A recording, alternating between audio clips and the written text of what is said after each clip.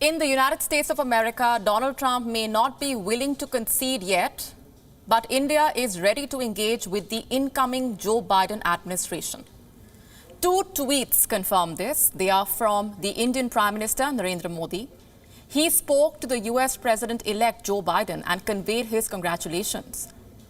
Prime Minister Modi congratulated Kamala Harris as well. He says her victory is a matter of great pride and inspiration for Indian Americans. The outreach and the message are revealing. With this phone call, Prime Minister Modi and Joe Biden have set the foundation for the future of India-US ties. Tonight on Gravitas, we tell you what is on agenda. Let me start here with a statement. It is from India's Ministry of External Affairs. This is about that phone call between Joe Biden and Prime Minister Modi.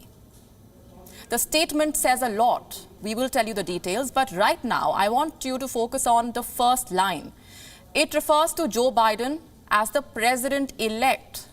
Now, this is an acknowledgement from the government of India, an acceptance of the result, one that Donald Trump has contested. But in New Delhi's view, there is no doubt Joe Biden will be the next president of the United States of America. So a congratulatory call was in order. What did the leaders discuss?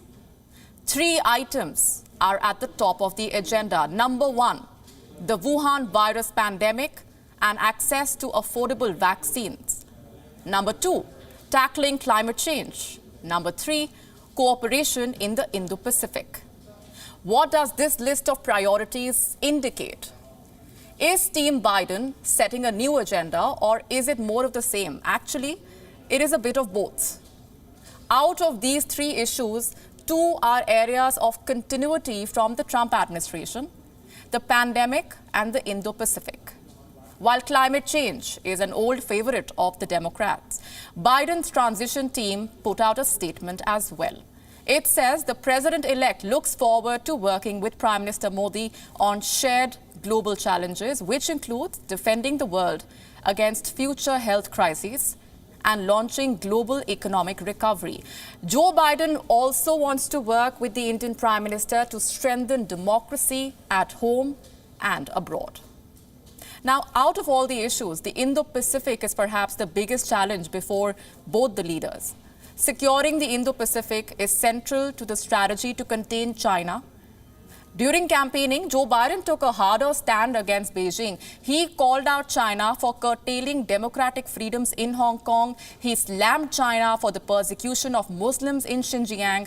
Biden said the Communist Party's policies towards Xinjiang are unconscionable. Joe Biden has also called China's President Xi Jinping a thug. So one can expect him to take a harder line against China when it comes to the Indo-Pacific. It shouldn't take much for both leaders, Joe Biden and Prime Minister Modi, to establish a rapport, given that they have engaged on several occasions before. Prime Minister Modi met with Biden during his official visits to America in 2014 as well as 2016.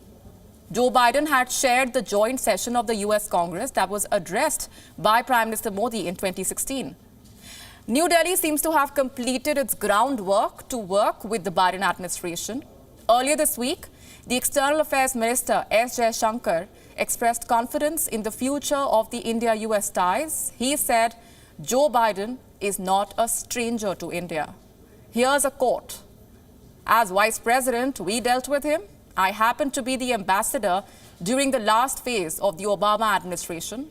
We had known him earlier when he was in the Senate Foreign Relations Committee as the ranking Democratic member and then as the chairman. Joe Biden is very much part of this period when Indo-American relations underwent a radical transformation, which I reasonably date back to Clinton's visit.